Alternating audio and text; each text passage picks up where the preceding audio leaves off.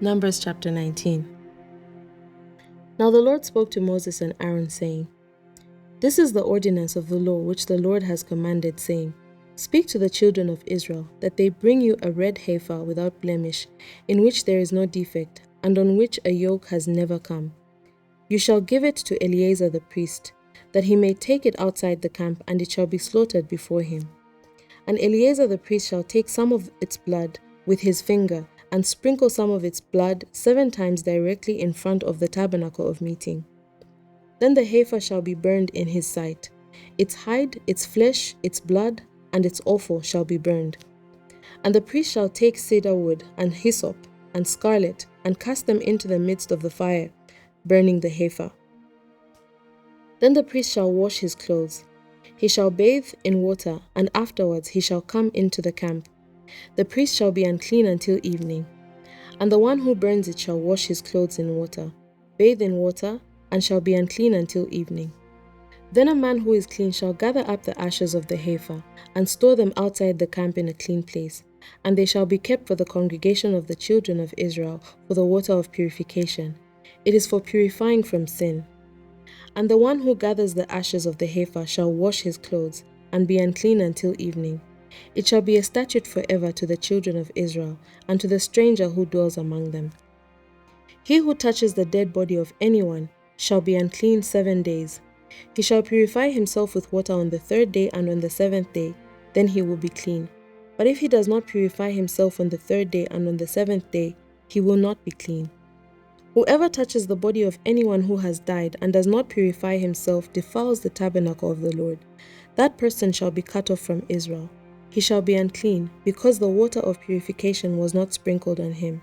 His uncleanness is still on him. This is the law when a man dies in a tent. All who come into the tent and all who are in the tent shall be unclean 7 days. And every open vessel, which has no cover fastened on it, is unclean.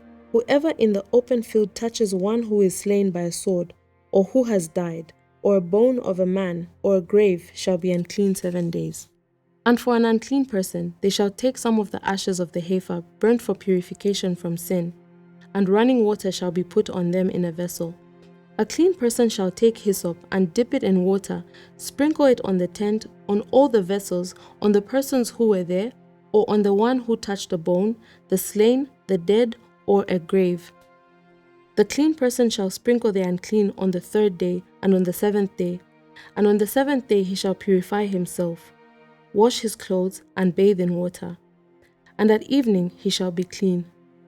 But the man who is unclean and does not purify himself, that person shall be cut off from among the assembly, because he has defiled the sanctuary of the Lord. The water of purification has not been sprinkled on him. He is unclean. It shall be a perpetual statute for them. He who sprinkles the water of purification shall wash his clothes, and he who touches the water of purification shall be unclean until evening. Whatever the unclean person touches shall be unclean, and the person who touches it shall be unclean until evening. Chapter 20. Then the children of Israel, the whole congregation, came into the wilderness of Zin in the 1st month, and the people stayed in Kadesh, and Miriam died there and was buried there. Now there was no water for the congregation, so they gathered together against Moses and Aaron, and the people contended with Moses and spoke, saying, If only we had died when our brethren died before the Lord. Why have you brought up the assembly of the Lord into the wilderness, that we and our animals should die here? And why have you made us come up out of Egypt to bring us to this evil place? It is not a place of grain or figs or vines or pomegranates, nor is there any water to drink. So Moses and Aaron went from the presence of the assembly to the door of the tabernacle of meeting, and they fell on their faces, and the glory of the Lord appeared to them. Then the Lord spoke to Moses, saying, Take the rod, you and your brother Aaron, gather the congregation together. Speak to the rock before their eyes, and it will yield its water. Thus you shall bring water for them out of the rock, and give drink to the congregation and their animals. So Moses took the rod from before the Lord as he commanded him. And Moses and Aaron gathered the assembly together before the rock. And he said to them, Hear now, you rebels, must we bring water for you out of this rock?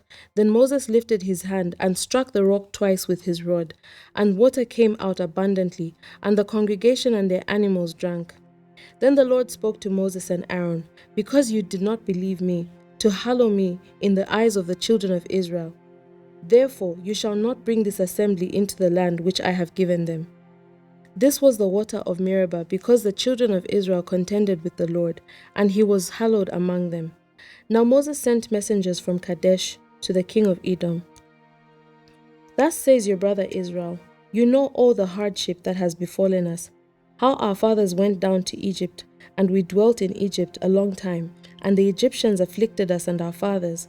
When we cried out to the Lord, he heard our voice and sent the angel and brought us up out of Egypt. Now here we are in Kadesh, a city on the edge of your border. Please let us pass through your country. We will not pass through fields or vineyards, nor will we drink water from wells. We will go along the king's highway. We will not turn aside the right hand or to the left until we have passed through your territory." Then Edom said to him, "You shall not pass through my land, lest I come out against you with the sword." So the children of Israel said to him, "We will go by the highway, and if I or my livestock drink any of your water, then I will pay for it. Let me only pass through on foot, nothing more." Then he said, "You shall not pass through." So Edom came out against them with many men and with a strong hand. Thus Edom refused to give Israel passage through his territory. So Israel turned away from him. Now the children of Israel, the whole congregation, journeyed from Kadesh and came to Mount Hor.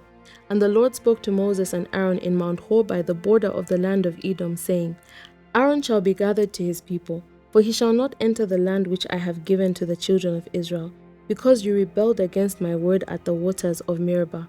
Take Aaron and Eleazar his son, and bring them up to Mount Hor, and strip Aaron of his garments, and put them on Eleazar his son. For Aaron shall be gathered to his people and die there." So Moses did just as the Lord commanded, and they went up to Mount Hor in the sight of all the congregation. Moses stripped Aaron of his garments and put them on Eleazar his son, and Aaron died there on the top of the mountain. Then Moses and Eleazar came down from the mountain. Now when all the congregation saw that Aaron was dead, all the house of Israel mourned for Aaron 30 days. Chapter 21. The king of Arad, the Canaanites, who dwelt in the south, heard that Israel was coming on the road to Atharim. Then he fought against Israel and took some of them prisoners. So Israel made a vow to the Lord and said, "If you will indeed deliver this people into my hand, then I will utterly destroy their cities." And the Lord listened to the voice of Israel and delivered up the Canaanites, and they utterly destroyed them and their cities. So the name of that place was called Hormah. Then they journeyed from Mount Hor by the way of the Red Sea to go around the land of Edom, and the soul of the people became very discouraged on the way. And the people spoke against God and against Moses. "Why have you brought us up out of Egypt to die in the wilderness?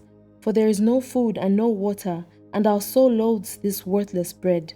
So the Lord sent fiery serpents among the people, and they bit the people, and many of the people of Israel died. Therefore the people came to Moses and said, "We have sinned, for we have spoken against the Lord and against you. Pray to the Lord that he take away the serpents from us." So Moses prayed for the people. Then the Lord said to Moses, "Make a fiery serpent and set it on a pole, and it shall be that everyone who is bitten, when he looks at it, shall live." So Moses made a bronze serpent and put it on a pole. And so it was, if a serpent had bitten anyone, when he looked at the bronze serpent, he lived. Now the children of Israel moved on and camped on Oboth, and they journeyed from Oboth and camped at Abarim in the wilderness, which is east of Moab towards the sunrise. From there they moved and camped in the valley of Zered. From there they moved and camped on the other side of the Arnon, which is the wilderness that extends from the border of the Amorites, for the Arnon is the border of Moab, between Moab and the Amorites. Therefore it is said in the book of the wars of the Lord, "Waheb in Supa, the brooks of Arnon, and the slope of brooks, that reaches to the dwellings of Ar, and lies on the border of Moab." From there they went to Beer, which is the well where the Lord said to Moses, "Gather the people together, and I will give them water." Then Israel sang this song, "Spring up, O well, all of you sing to it." The well and the leaders sank, dug by the nation's nobles, by the lawgiver with their staves. And from the wilderness they went to Mattanah, from Mattanah to Nahalil, from Nahalil to Bamoth, and from Bamoth in the valley, that is in the country of Moab, to the top of Pisgah, which looks down on the wasteland. Then Israel sent messengers to Sihon, king of the Amorites, saying, Let me pass through your land. We will not turn aside into fields or vineyards. We will not drink water from wells. We will go by the king's highway until we have passed through your territory. But Sihon would not allow Israel to pass through his territory. So Sihon gathered all his people together and went out against Israel in the wilderness. And he came to Jahaz and fought against Israel. Then Israel defeated him with the edge of the sword and took possession of his land from Arnon to Jabbok, as far as the people of Ammon, for the border of the people of Ammon was fortified. So Israel took all these cities and dwelt in all the cities of the Amorites in Heshbon and in all its villages. For Heshbon was the city of Sihon, king of the Amorites, who had fought against the former king of Moab, and had taken all his land from his hand as far as Arnon.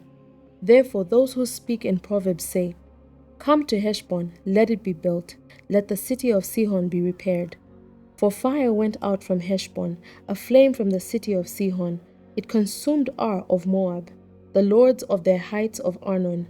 Woe to you, Moab! You have perished, O people of Chemoth.